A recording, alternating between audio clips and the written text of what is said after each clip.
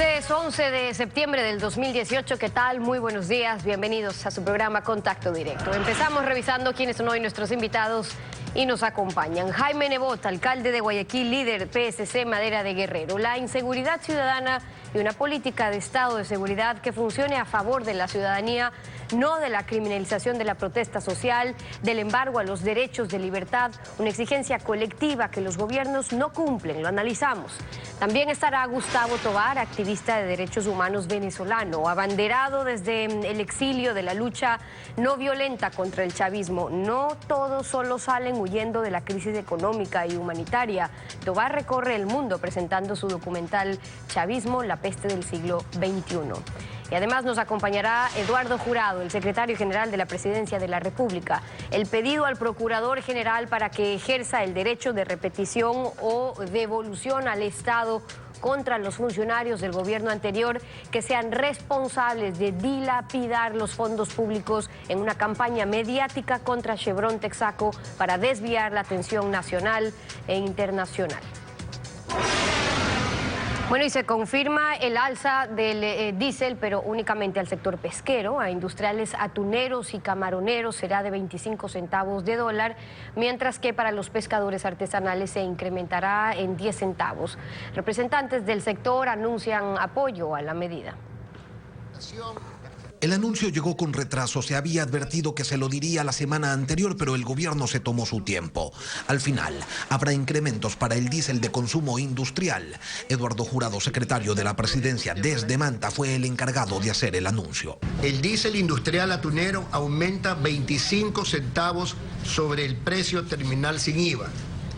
El diésel para otras pesquerías aumenta en 10 centavos sobre el precio terminal sin IVA, valor que no se modificará en 2 años. Y el diésel camaronero industrial aumenta en 25 centavos sobre el precio terminal sin IVA. Ante el anuncio del alza hubo distintas reacciones por parte de representantes del sector pesquero. 10 centavos para nosotros sí lo representa bastante en el volumen que manejamos. Entonces nuestra propuesta era de 5 centavos. 10 centavos es razonable. Recuerden que el Estado ecuatoriano, el país entero está sufriendo.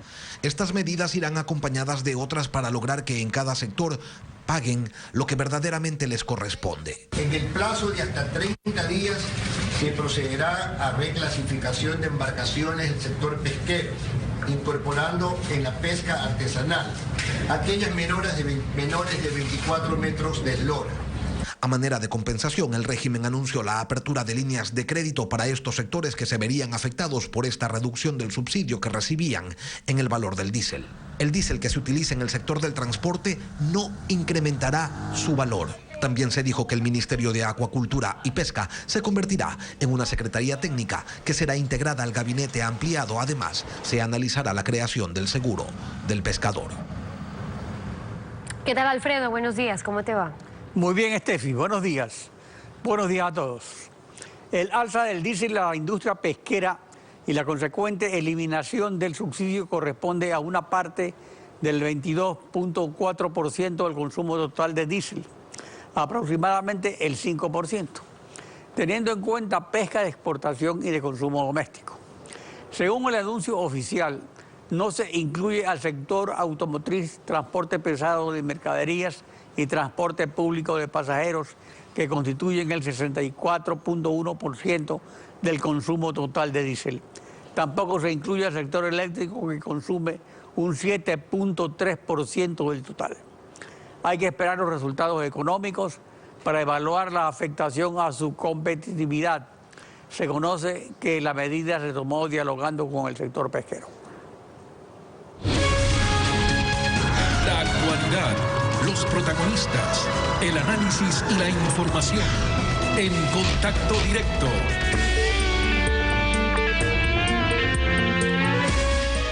Hay un evidente problema de seguridad ciudadana en el país que viene de 3 factores: la crisis económica, la impunidad en altos cargos del Estado que se han llevado millones de dólares y un modelo de seguridad concentrado en el Estado, políticamente represivo y judicialmente permisivo para el delincuente común.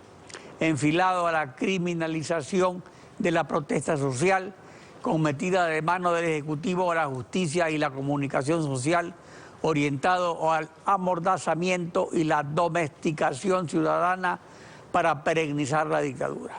Jaime Nebot, alcalde de Guayaquil, viene insistiendo en una política de Estado de la seguridad ciudadana. Buen día, bienvenido a Contacto Directo. Buenos días, Alfredo, y un cariñoso buenos días a los televidentes.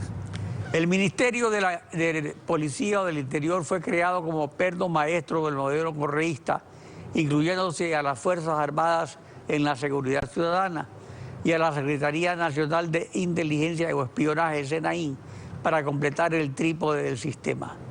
¿Cuál es su propuesta de seguridad ciudadana? Usted analizó las causas, Alfredo, y no voy a insistir en ellas, pero la ciudadanía no tiene por qué soportar los efectos. La seguridad va más allá de la parte delincuencial, que es la que vamos a analizar ahora. Y no hay seguridad, y no habrá seguridad, y esto es muy grave, si no se adopta una política de Estado en materia de seguridad. ¿Qué es una política de Estado? Afrontar todos los casos y todas las acciones, no algunas. Hacerlo en conjunto, no mezquinando la participación de nadie y peor, rechazando la participación importante de ciertos sectores. Luego, con dinero, porque sin dinero no se puede hacer. Además, de manera permanente, no de vez en cuando un titular asusta, cuando secuestran a la mujer de un alcalde, no, permanentemente. Hay que hacerlo con evaluación independiente, con coordinación, sin asumir competencias, pero coordinando las competencias y con rendición de cuentas permanentes. Y eso hace mucho rato, siquiera 10 años, que no se hace. Y luego, las leyes no pueden ser a favor de los delincuentes, pues. Las leyes tienen que ser a favor de las víctimas, no de los victimarios, a favor de la comunidad. Y aquí los delincuentes entran y salen de la cárcel como de su casa. Este es un mercado de delincuentes.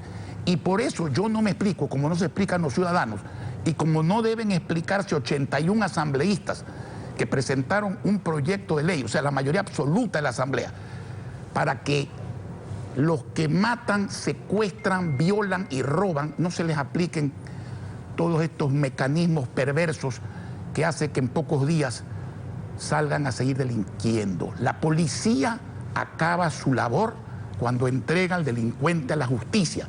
Pero en este país, la ley, que es gravísimo, y ciertos jueces y fiscales hacen que los delincuentes a los pocos días reincidan. Eso tiene que acabar. Hay problemas acuciantes como el microtráfico, sobre el cual el PSC presentó un proyecto de ley. Veamos lo que sostienen al respecto la ministra del Interior, María Paula Romo, y la presidenta de la Comisión de Justicia de la Asamblea, Marcela Aguillaga.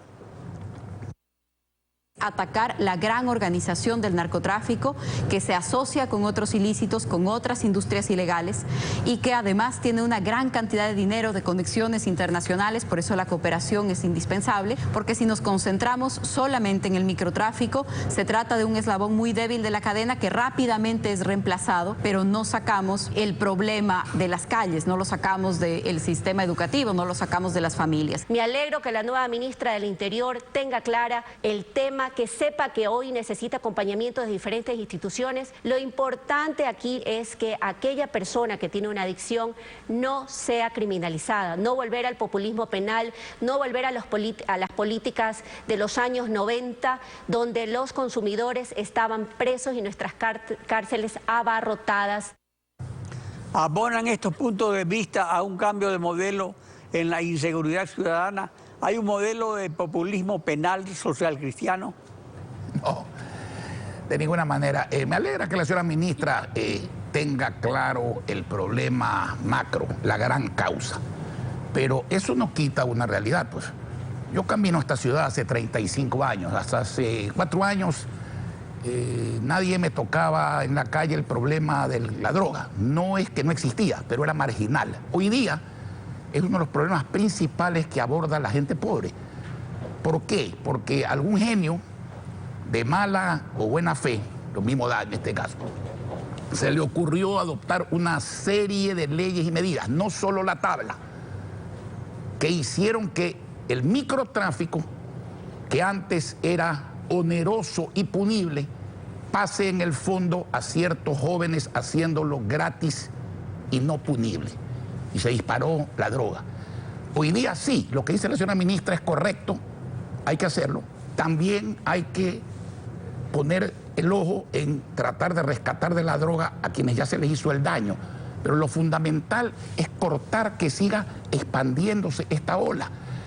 Y eso se hace eliminando esas leyes que causaron este problema y reemplazándolas por otras bien estudiadas. No se trata de criminalizar al que consume. Más aún, en todo país civilizado, al adicto, que es otro grado de consumo, se lo carnetiza y se le entrega droga por parte del Estado. Pero tampoco se trata de disfrazar al microtraficante de consumidor o de estudiante. Ahí es donde está el quid del asunto, que está destruyendo a la sociedad. Entonces hay que derogar lo que causó eso y poner en vigencia algo que lo impida, sin perjuicio de atacar el problema macro, que es al que se ha referido la ministra. Pero el micro está en la calle. Eso es como la macroeconomía. La macroeconomía está en los científicos y la micro está aquí en el estómago. Ese es el hambre que sufre la gente. La Comisión de la Verdad, creada en el primer gobierno de Rafael Correa, concluyó que en el gobierno de León Febres Cordero, del cual usted fue gobernador del Guayas, hubo una política de Estado orientada a la represión y las ejecuciones extrajudiciales. Sin embargo, esa política de Estado de mano dura, ¿qué resultados obtuvo en seguridad ciudadana y en qué se diferencia de la política correísta? Yo voy a hacer abstracción de la leyenda negra en esa materia que existe sobre el gobierno del ingeniero Febres Cordero. Yo fui gobernador y respondo de lo que hice. Yo combatí la delincuencia. Encontré una provincia en manos de la delincuencia y la dejé normal. Aquí no se atropellaron los derechos humanos de nadie, ni siquiera de los delincuentes. ¿Por qué? Porque los tienen. Pero el derecho humano del delincuente no es no ser capturado, pues, no es no ser sentenciado. Pues. Y los derechos humanos del ciudadano, ¿dónde están? O sea, las violadas, las familias de los asesinados, los robados y las robadas, los secuestrados y las secuestradas, no tienen derechos humanos. Entonces, no confundir derechos humanos que hay que respetar hasta en el delincuente con no combatir la delincuencia, que tiene causas, pero que, repito, la sociedad no tiene por qué soportarla. Y eso se hace con mano firme, no con abuso, pero con mano firme. En el gobierno de Correa, bueno, todos sabemos qué pasó, pues hasta el año 2008, inicio del 2008, funcionábamos en conjunto, gobierno, alcaldía, gobernación, militares, policías, jueces, fiscales y empresa privada. No mezclados, no revueltos, pero sí actuando juntos, cada cual en función de su competencia, haciendo una política provincial, ya que de Estado no era, de seguridad ciudadana, con leyes que no permitían esta sinvergüencería que hoy día ofende a la sociedad y a la policía, de que los delincuentes tengan 5, 10, 15, 20. He visto delincuentes con 30 arrestos y consecuentes libertades. Eso, el señor Correa nos dijo un día: ustedes, municipio, no queremos su ayuda, empresa privada, no queremos su ayuda, vea usted el resultado. Y aquí todo el mundo habla, todo el mundo se llena de buenas intenciones, hay programas individuales que funcionan, pero política de Estado en materia de seguridad no hay. Leyes delincuenciales, prodelincuenciales, sí hay. Y mientras no exista lo primero y se eliminen los segundos, seguirá la inseguridad. Es decir, el primer deber del Estado, el Estado no lo cumple, y el primer deber del ciudadano, el ciudadano no lo tiene. Jaime Nebot, alcalde de Guayaquil, gracias por acompañarnos en Contacto Directo. Gracias a ustedes. Son las 7 de la mañana con 15 minutos, tiempo de ir a una pausa con ustedes, y cuando regresemos estará Gustavo Tovar, activista de derechos humanos venezolano. El exilio combativo, no todos salen de Venezuela huyendo de la crisis económica y humanitaria. Revisamos su caso al volver, quédese con nosotros.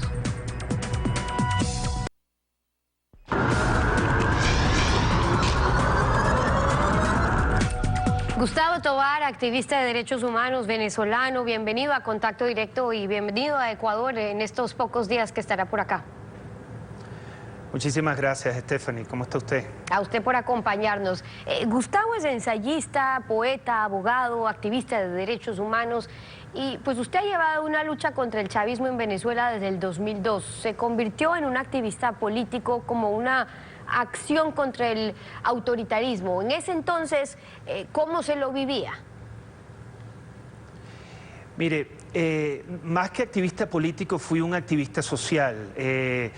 Mi involucramiento con la vida política venezolana fue la formación de una nueva generación de políticos jóvenes que participasen en la vida pública y lo hiciesen cerradas las ventanas de la política a través del activismo social, de la lucha no violenta y obviamente de la protesta pacífica en un país secuestrado por el narcotráfico, secuestrado por el crimen organizado. Los mecanismos de diálogo con el poder cada día se cerraban más hasta el punto en el que nos encontramos, que estamos ante una verdadera crisis humanitaria inédita en la historia de las Américas desde que somos independientes. Y ustedes, y aquí me gustaría hacer un pequeño paréntesis de agradecimiento al pueblo ecuatoriano que ha recibido ese drama con los brazos abiertos, ese terrible y cruel drama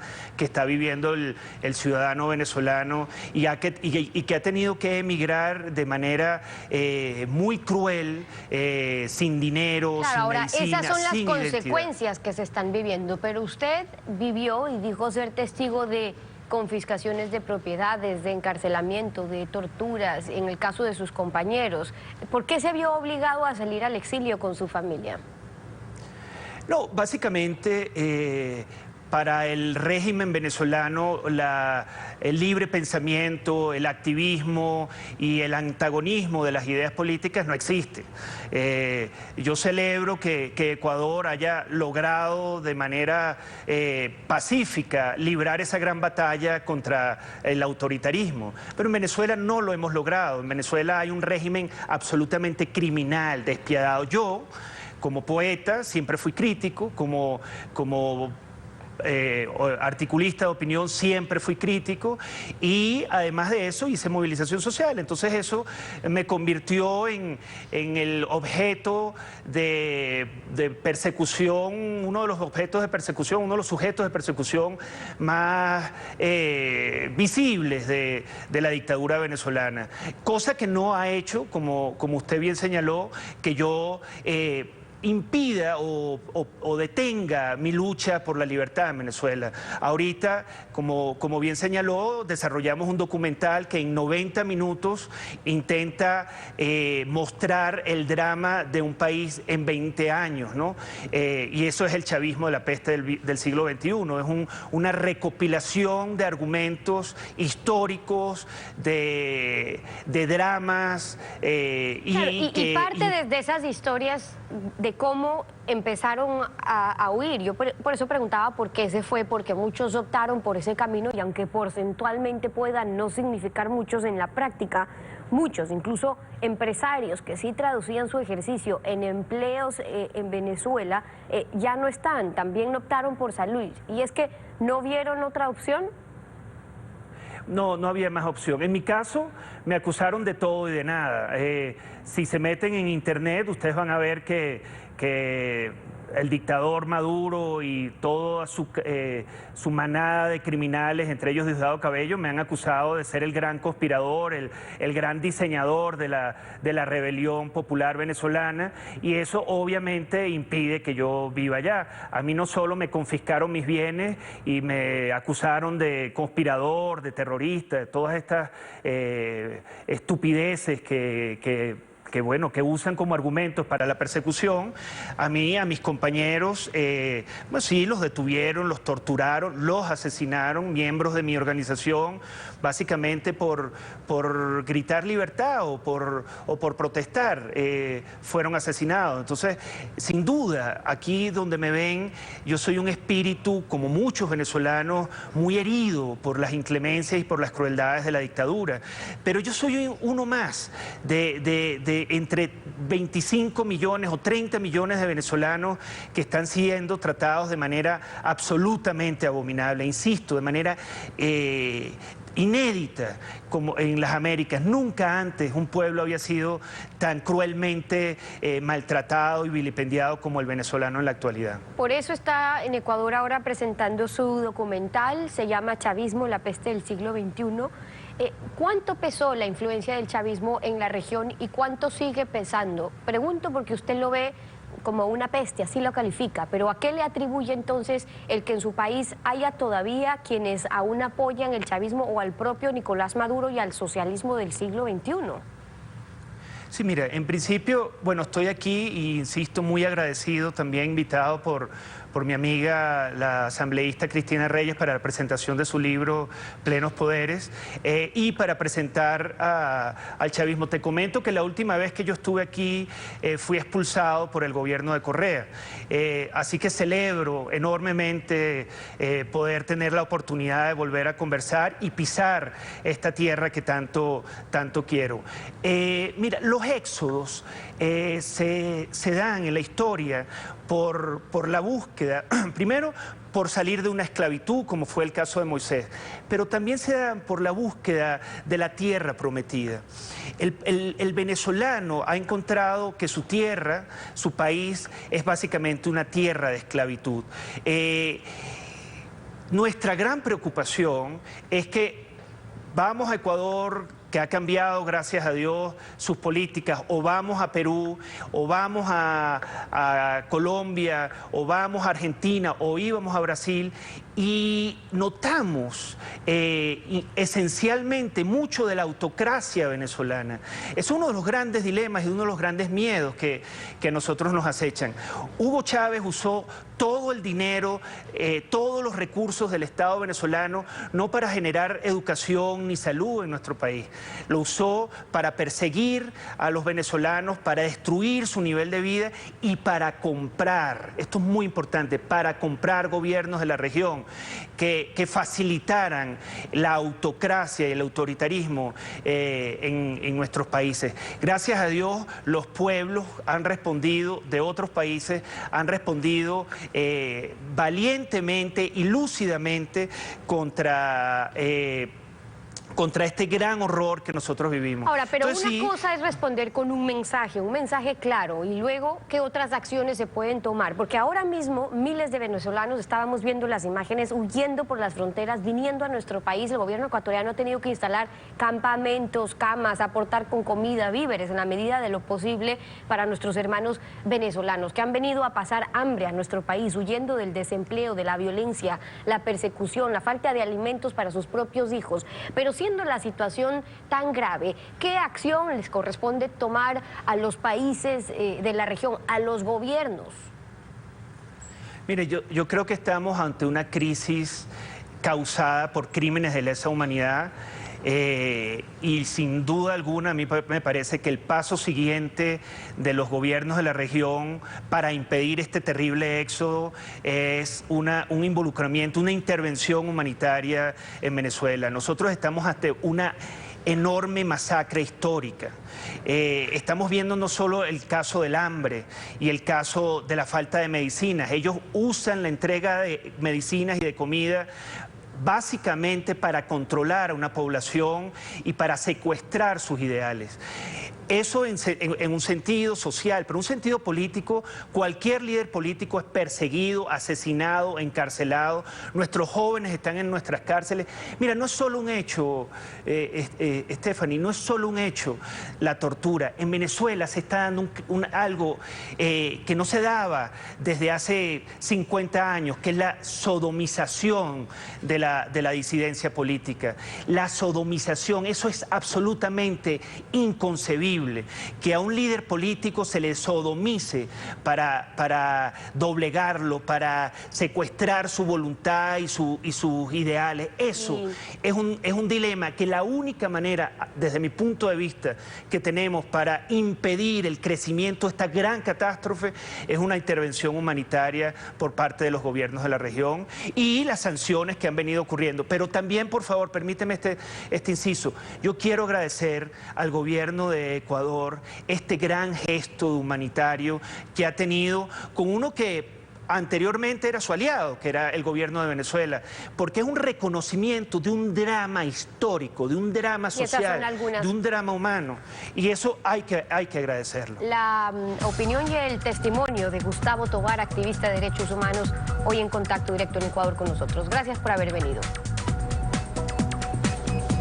7 de la mañana con 30 minutos. Vamos a una pausa y cuando regresemos de nuestros estudios, Eduardo Jurado, el secretario general de la Presidencia de la República. Hablamos sobre el caso Chevron Texaco, de los evidentes daños en la Amazonía, a la condena de un arbitraje internacional por no permitir la aplicación de un tratado internacional. En pocos minutos regresamos, no se vayan.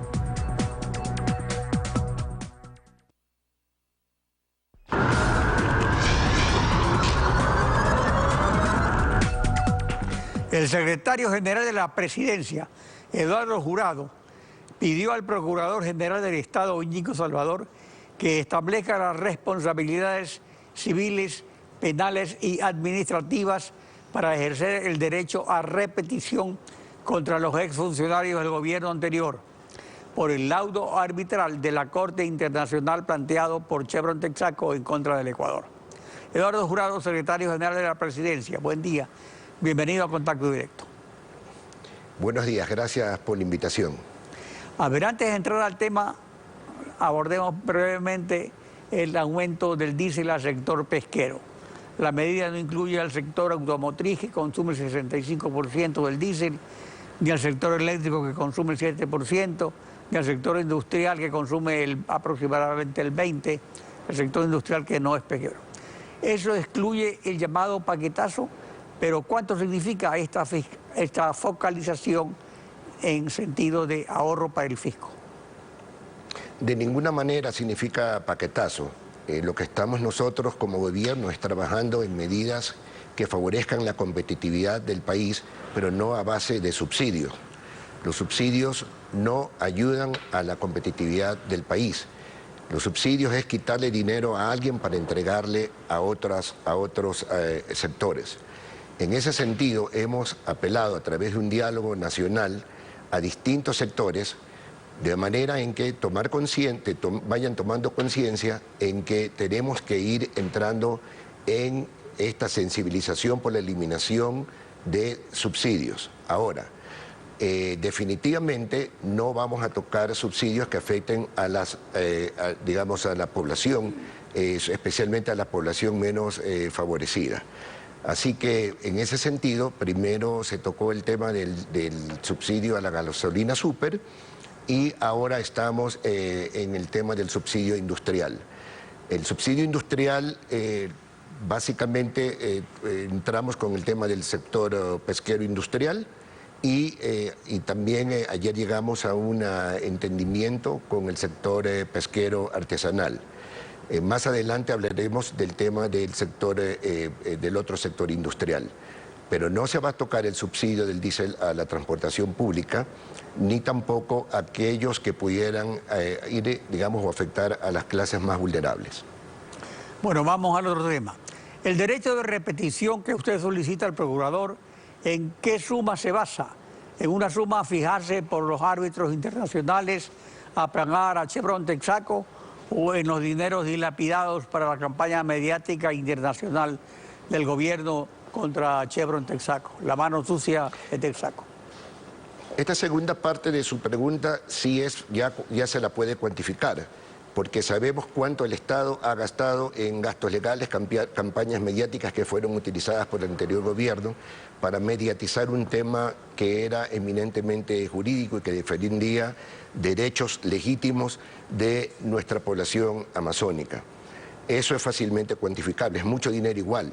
Lo que todavía no es cuantificable es lo que se va a determinar más adelante, producto del laudo que recientemente recibimos en contra del Estado ecuatoriano.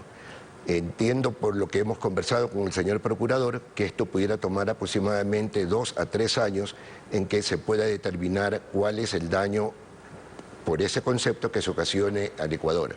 Respecto al efecto de la repetición, este es un tema que existe desde hace 3 constituciones y que no entendemos cómo ningún gobierno anterior haya utilizado esta potente herramienta para combatir la corrupción y para combatir la negligencia que han tenido que ver con causas que le han hecho daño al país.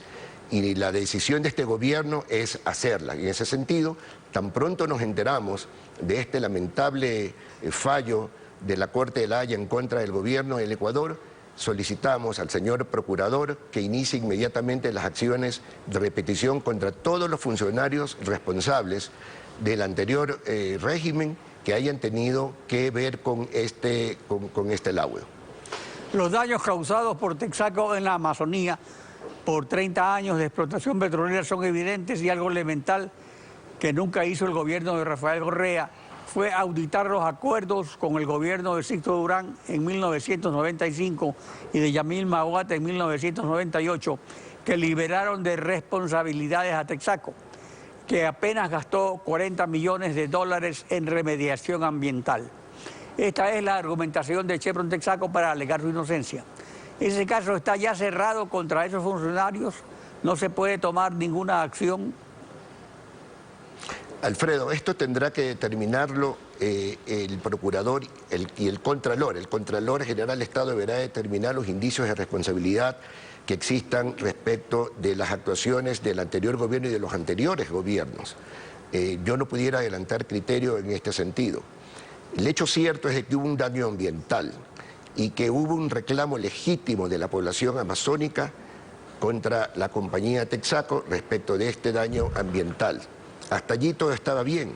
El problema se da en cuando el gobierno anterior le mete mano a la justicia, interfiere en un proceso y termina que los ecuatorianos que estaban demandando por una causa legítima, ahora nosotros somos los demandados en este caso. O sea, ahora, pero es interesante ver cuál es el motivo que tuvo el gobierno anterior, porque el Tribunal Internacional concluyó que la sentencia de $9.500 millones dictada en contra de Chevron en Lago Agrio en 2011 fue obtenida fraudulentamente y se basó en reclamos que la República ya había transado antes del gobierno de Mahuad.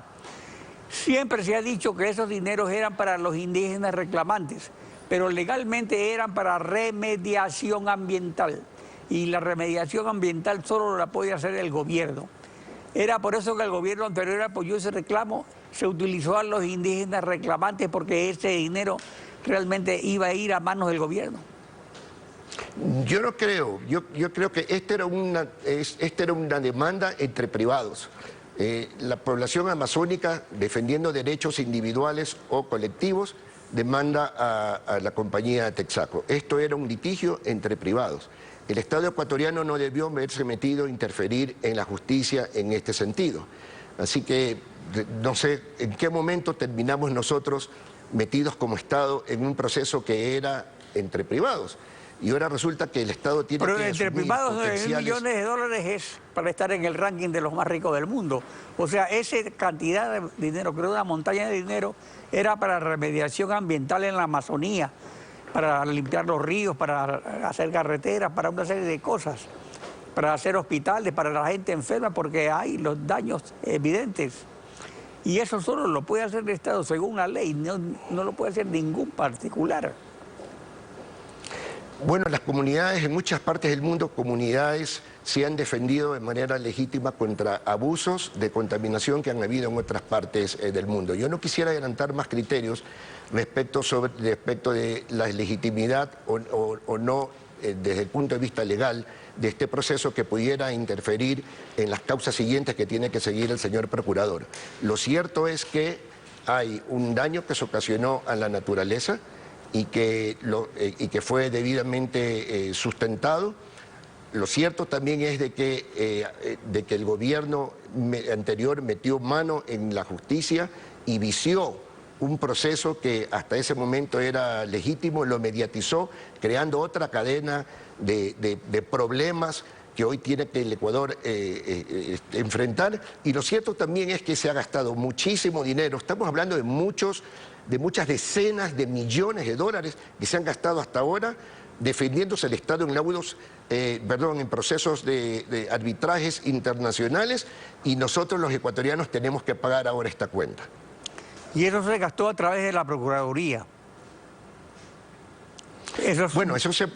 Efectivamente, contrataron estudios de abogados, pero no solamente eso, también campañas mediáticas, trajeron artistas extranjeros para hacer campañas internacionales de desprestigio. La contratación de abogados es lo más caro, creo. Así es. Bueno, Eduardo Jurado, sí, secretario general de la Presidencia, gracias por su participación en Contacto. Muchas gracias, Alfredo. Estefi. Concluimos así esta emisión. A ustedes también gracias por su confianza y sintonía. Los esperamos mañana, Alfredo. Mañana continuamos rayando la desinformación en Contacto Directo. Buenos días.